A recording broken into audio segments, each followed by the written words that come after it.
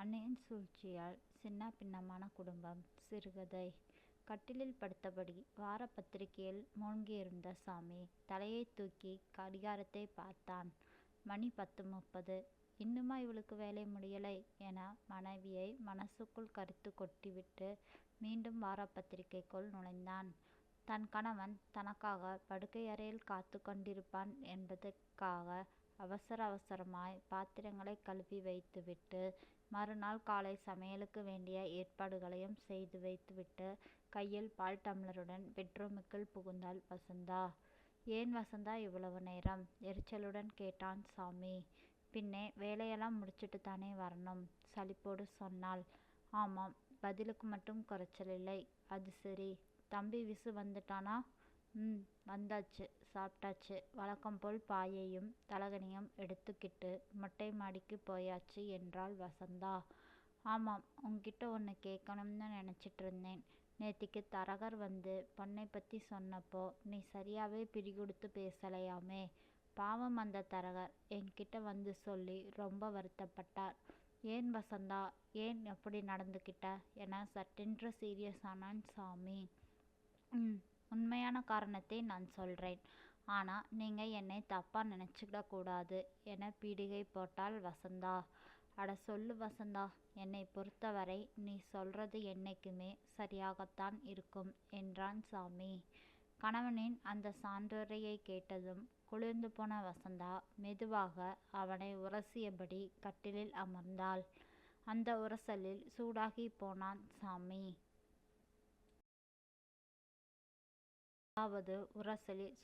போனான் சாமி. அதாவது நாம் சீக்கிரமே உங்கள் தம்பிக்கு கல்யாணம் பண்ணி வச்சோம்னா வர்றவ அவனை உடனே கிளப்பிக்கிட்டு தனி கொடுத்தனம் போயிடுவா. அது இயல்பு தானே, அதில் என்ன தப்பு என சாதாரணமாய் சொன்னான் சாமி. என்ன தப்பா? அவங்க அப்படி போயிட்டா அவனோட சம்பளம் மொத்தமும் அங்கே அவ கைக்கு போயிடுமில்ல. ஞாபகம் வச்சுக்கோங்க, உங்கள் தம்பி வேலை பார்க்குறது ஐடி கம்பெனியில். உங்களை விட 3 மடங்கு சம்பளம் வாங்குறான். அவள் தன் சம்பாத்தனையை குறைத்து கூறிவிட்டதால் மனம் நொந்து போன சாமி அதுக்கென்னடி இப்போ என எரிந்து விழுந்தான். இங்கே பாருங்க, நான் சொல்கிறத கொஞ்சம் நல்லா கேட்டுக்கோங்க. நமக்கு இருக்கிறது 2 பொட்ட பிள்ளைங்க. அதுங்க நாளைக்கே திடுதுப்புன்னு வயசுக்கு வந்து கல்யாணத்துக்கு நின்னா நாம் எங்கே போகிறது காசுக்கு என்றாள். சாமி குறுக்கீடு இல்லாமல் அமைதியாய் கேட்டுக்கொண்டிருக்க வசந்தாள் தொடர்ந்தாள். அதால் இன்னும் 4-5 வருஷம் உங்கள் தம்பி கல்யாணத்தை தள்ளி போடுவோம். நான் அவனோட சம்பளத்தில் சீட்டு போட்டிருக்கேன். 4 வருஷத்தில் பெரிய தொகை நம்ம கைக்கு வந்துடும். அதில் 3/4வாசியை எடுத்துட்டு மீதி இருக்கிற 1/4வாசியில் உங்கள் தம்பிக்கு சிம்பிளாக ஒரு கல்யாணத்தை பண்ணி வச்சுடுவோம் என தன் வஞ்சக எண்ணத்தை சொல்லி முடித்தாள் வசந்தா. வேணாண்டி, இப்போவே அவனுக்கு 32 வயசாயிருச்சு. இன்னும் 4-5 வருஷம்னா ஊருலகத்தில் 4 பேர் என்ன பேசுவாங்க? அண்ணங்காரன் தம்பியை கண்டுக்காமல் விட்டுட்டானி என்னை கேவலமாக பேசுவாங்க. ஐயோ, நீங்கள் கொஞ்சம் பேசாமல் இருக்கீங்களா? அதான் 5 வருஷம் கழித்து பண்ணிடலாம்னு சொல்கிறேன்ல. ஏய், அவனும் மனுஷன்தானே, அவனுக்கும் உணர்ச்சிகள் இருக்குமில்ல. எத்தனை நாளைக்குத்தான் ஒரு ஆம்பளை உணர்ச்சிகளை அடக்கிட்டு இருக்க முடியும்? கடவுளே என்று மேலே பார்த்து சொன்ன வசந்தா. இங்கே பாருங்க, உங்களுக்கு ஒன்றும் தெரியாது. அதனால் நீங்கள் உங்கள் வேலையை பார்த்துட்டு சும்மா கிடங்க. உங்கள் தம்பி கல்யாணம் என் வேலை, அதை நான் பார்த்துக்கிறேன் என்று சொல்லியபடி படுத்திருந்த கணவன் நெஞ்சின் மேல் தன் தலையை வைத்து கொண்டாள்.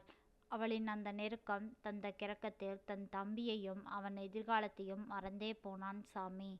பொண்ணுங்க 2 தூங்கியாச்சா? வசந்தா அவள் காதருகே தன் வாயை கொண்டு போய் கிசுகிசுப்பாய் கேட்டான். 2 பேரும் ஹாலில் படுத்து தூங்குதுங்க என்றாள் அவனை வரவேற்கும் குரலில்.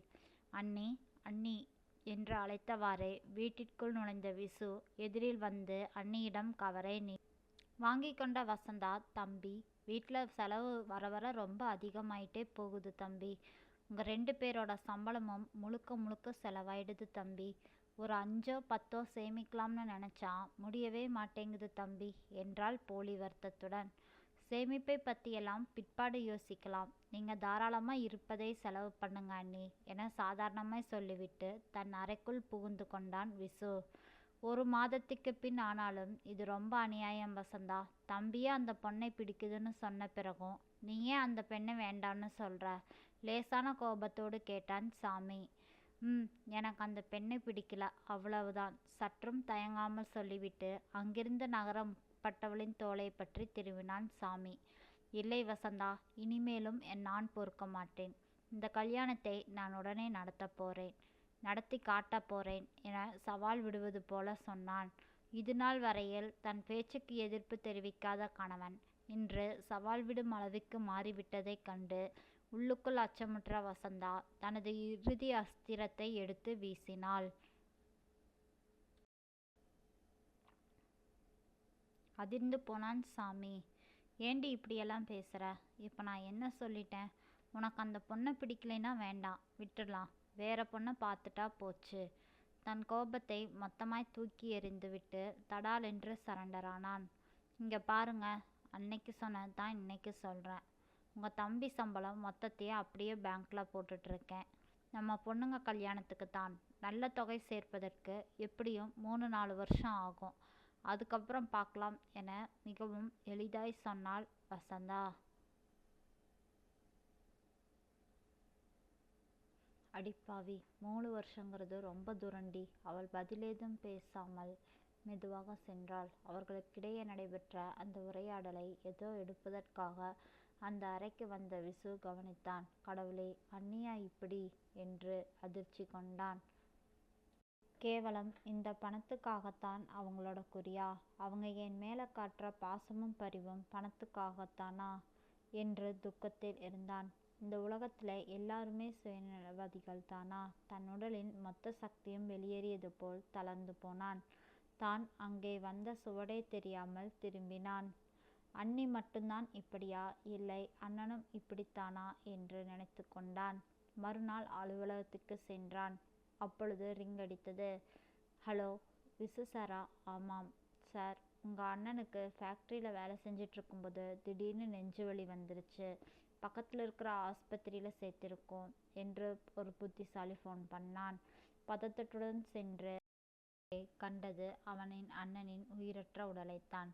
ஐயோ அண்ணா, என்னை அனாதையாக விட்டுட்டு போயிட்டியே. அப்பா இல்லாமல் என்னை எந்த குறையும் இல்லாமல் வளர்த்தியே, இப்படி போயிட்டியே அண்ணா என்று கதறினான். தன்னை கட்டிக்கொண்டு அழுத அண்ணனின் 2 பெண்களை பார்த்ததும் உட்கார்ந்து பெண் பிள்ளை போல் அவனும் உரத்த குரலில் கத்தி அழுதான்.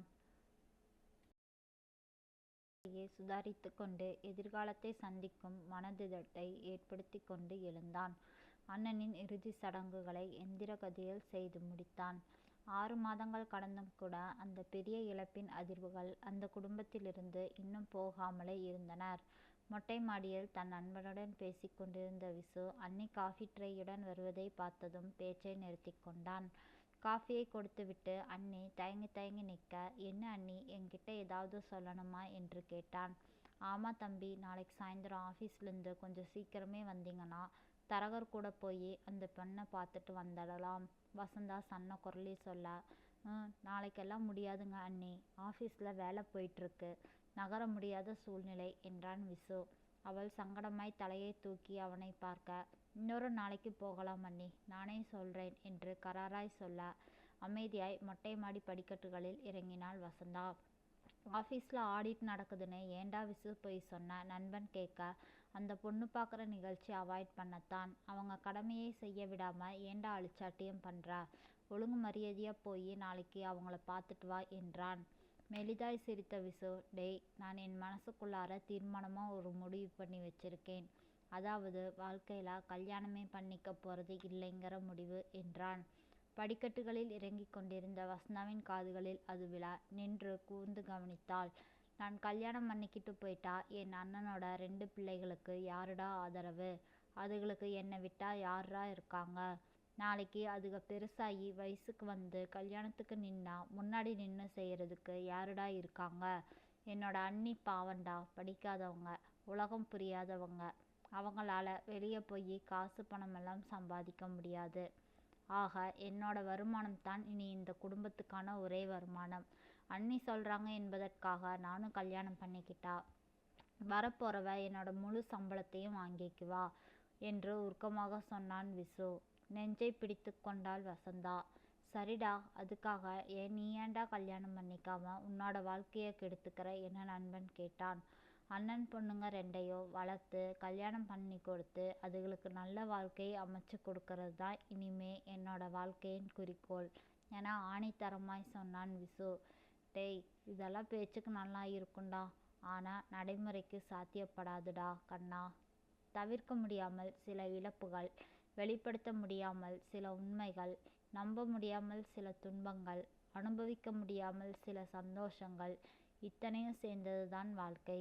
அதனால அப்படி வாழத்தான் பழகிக்கணும். முடிவெடுத்துட்டா சாத்தியப்படாதுன்னு எதுவும் இல்லை, எல்லாமே சாத்தியப்பட்டுவிடும்.